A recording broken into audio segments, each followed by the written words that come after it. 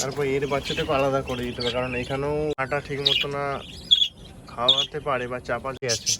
খুব সুন্দর বাচ্চা, এটা মোটামুটি একটা বাচ্চা এখানে আমার হাতের মধ্যে। এরা অনেক। Hi guys, welcome to Das রান্নার ব্লগ। তো কিছুদিন পরেই ভিডিও করছি। তো আজকে ভাবলাম হঠাৎ করে যে তোমাদের ওই আমার যে বাজিগার পাখি বা বদি পাখি আছে, তো ওদের ভাবলাম আজকে ব্রিডিং প্রসেসগুলো কেমন হয়েছে দেখাই। তো আজকে মোটামুটি মতো সব ভাড়াতেই ডিম বাচ্চা আছে পড়েছে, তো সেটাই তোমাদের আজকে দেখাবো। আমিও দেখছি এবং তোমাদের দেখাচ্ছি।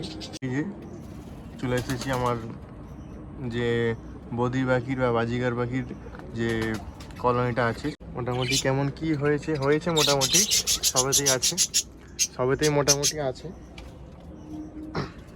একটা করে দেখাই যে কেমন কি।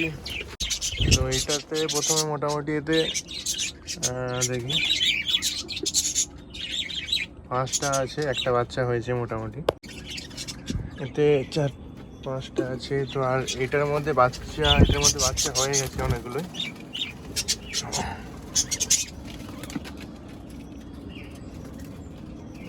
এটার মধ্যে মোটামুটি অনেকগুলোই বাচ্চা আছে। কটা আছে 5টার মতো আছে।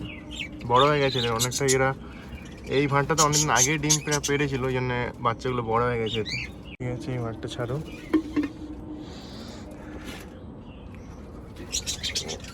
এটার মধ্যে বাচ্চা ফুটে গেছে। এই ভাঁড়টার মধ্যে এবার সবগুলো ব্রিডিং পেয়ার ভালোই, সবাই ভালো বাচ্চা ডিম বাচ্চা করে এরা। এটার মধ্যে 5টা ডিম আছে, একটা বাচ্চা হয়ে গেছে। তারপরে যেটা আছে এই ভাঁড়টার মধ্যে বাচ্চা হয়ে গেছে। এটা ব্লু পেয়ারটা, দুটো ব্লু কালার এখানে থাকে। এটা দুটো বাচ্চা আছে। হ্যাঁ, এটা দুটো বাচ্চা আছে মোটামুটি। পরে যেটা আছে এরপরে হচ্ছে কোন একটা আছে, এটার মধ্যে অনেকগুলো বাচ্চা আছে। তো কটা আছে দেখি।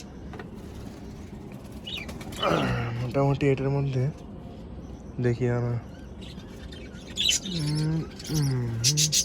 পয়সা করতে হবে, নোংরা হয়ে গেছে অনেকটা। 4টে আছে, খুব সুন্দর বাচ্চা। এটা মোটামুটি কিছুদিন হয়ে গেছে বাচ্চাগুলো, দেখেই বোঝা যাচ্ছে বড় হয়ে গেছে। বেশ ভালোই লাগে হাতে নিলে। এরপরে এই পাশে একটা আছে মোটামুটি, এখানে দেখি এখানে ডিম আছে, ফোটার মুখেই আছে ডিমগুলো সবই মোটামুটি। একটা মনে ডিম মোটামুটি হয়তো হবে না, সবগুলোতেই মার্কিং আছে, দেখে বোঝা যাচ্ছে। সেটা হচ্ছে এই ডিমটা, এইটার মার্কিং নেই, দেখেই বোঝা যাচ্ছে এটা নষ্ট। একটা বাচ্চা এখানে আমার হাতের মধ্যে। এরা অনেকটাই বড় হয়ে গেছে, খুবই সুন্দর বাচ্চা, একদম সবাই সুস্থই আছে একবারে। মা বাবাটা ভালোই খাওয়াচ্ছে। 5টা বাচ্চাকে খাওয়ানোটাও সহজ নয়। আর হচ্ছে এখানে বদ্যির যে ভাঁড়গুলো হয় অনেকে পরিষ্কার করে না, কিন্তু তবু পরিষ্কার করে দিলে ভালো, কারণ সব বাচ্চাগুলো তাহলে সুস্থ থাকে। তো আমারও আজকে ভাঁড়গুলো পরিষ্কার করার টাইম হয়ে গেছে। এখন ছোটোবেলায় যেহেতু প্রতিদিন একদিন ছাড়া পরিষ্কার করলে দিলে ভালো আর কি। আর এখানে যেহেতু এখন অনেকগুলো ডিম আছে, এই বাচ্চাটাকে সরিয়ে দিতে হবে, কারণ এই ডিমের চাপেতে বাচ্চা মারা যেতে পারে। সেই জন্য আমি যেখানে একটু ছোটো বাচ্চা আছে যার কাছে, সেখানে আমি এটা ট্রান্সফার করে দিচ্ছি, তাহলে খুবই ভালো থাকবে। কারণ এখানে যেহেতু অনেকগুলো ডিম আছে, তো মারা যেতে পারে। তো এই যে ব্লু যে পেয়ারটা আছে আমার, দুটোই ব্লু, তো এর কাছে দুটো বাচ্চা আছে। তো এইখানে আমি ওর বাচ্চাটা দিয়ে দিচ্ছি, কারণ তাহলে ভালোভাবে এখানে খাওয়াবে এবং সুস্থই থাকবে। ওইখানে আমার 6টা ডিম আছে, কারণ ওইগুলো মানে 5টা আছে। তো ওইগুলো ফুটতে তখন ডিমের চাপে মারা যেতে পারে। তো আমি এটা আলাদা করে দিলাম, ভালো থাকবে। এখানে এখন মোটামুটি 5টা ডিম আছে, ঠিক আছে।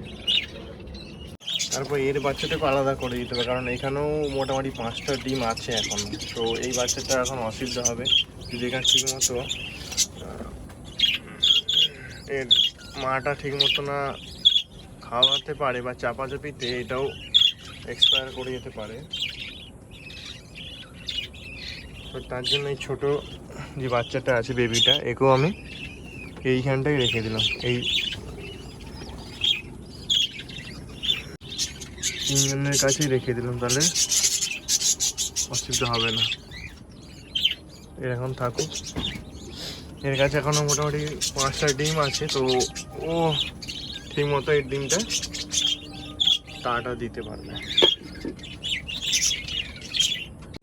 তো বন্ধুরা, তোমরা দেখলে যে আমার বাজিগার পাখির যে ব্রিডিং প্রসেসটা, তো মোটামুটি দেখলে তোমরা সবেতেই মোটামুটি ডিম বাচ্চা আছে।